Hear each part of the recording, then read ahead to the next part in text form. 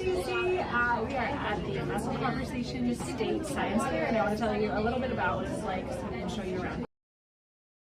I'm starting here at my son Caleb's board just to give you an idea of what you're looking at. And I'll walk you through that, and I'll show you some of the boards around the building, so you can kind of get some ideas for the future, get some inspiration, and maybe learn a little bit more just about what the students have already learned this year to inspire you for your home and for the future as you study science.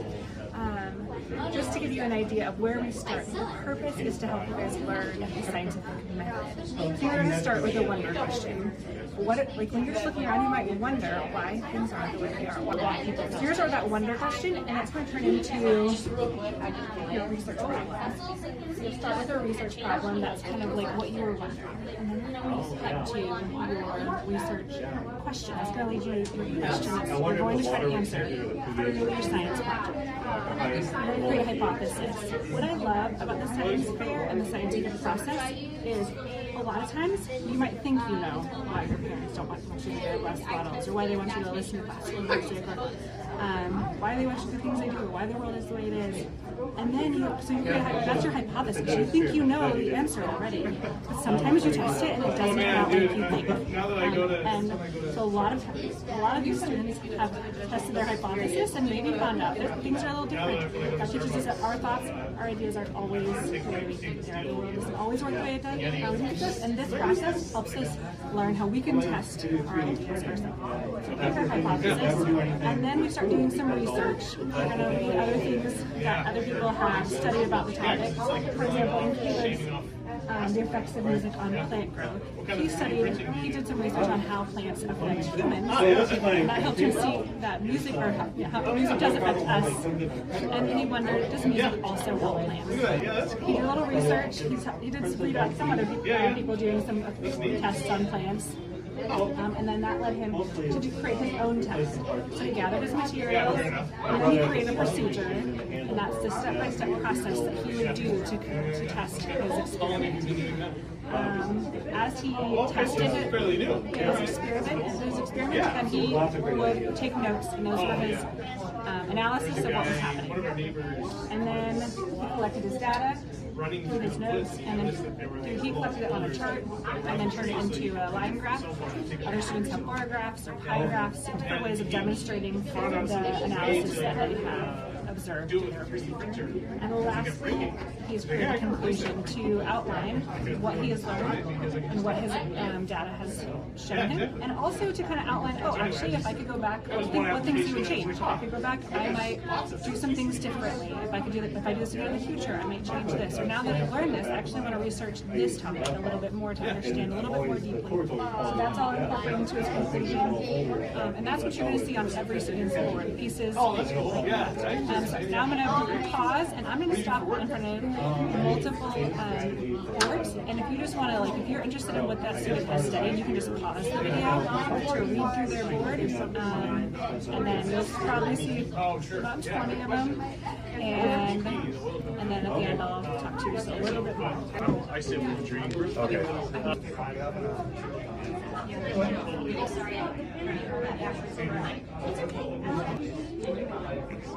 I was going to try to 7, 8. macadamia milk. Reading everything. Hold on, Caleb, hold on. What made you want to pick this as yours? For a long time. Can you tell me about it? There you go.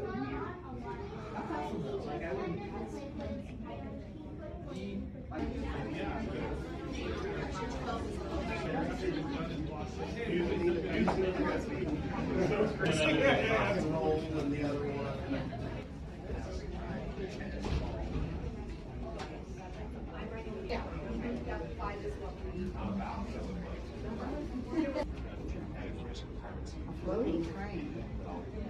Wow. Are you doing ancient pirate sail? There wasn't a whole lot. All bound. Oh.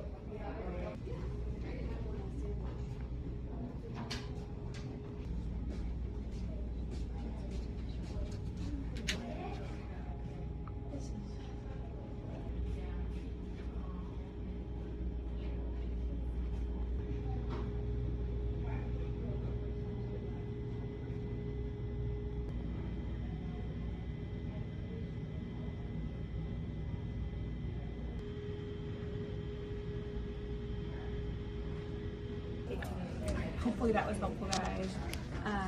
To conclude, the students are going to come to a science fair, just like this one, and walk people through, just starting with, I wondered, I had a question, and this is what I did with that question. This was my hypothesis, and I thought was going to happen. This is the procedure I took to find out if that hypothesis was correct. And in conclusion, these are the things I've learned, and these are the things I would do differently in the future. These are things I would like to learn more about. Asking for questions, it's pretty straightforward. The CC guide will walk you week by week, step by step through the whole process. I thought you'd enjoy getting a view of what it looks like when you get to the end. Copy science. So the one the bleach. Actually, really basic. That's something that's we just explain a lot too.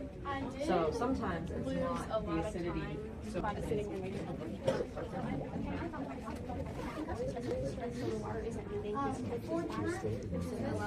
tunnel that he would like the best.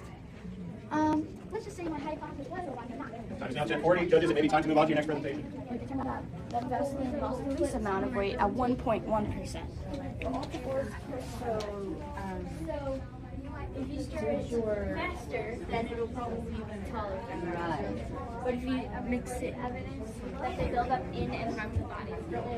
It's got one good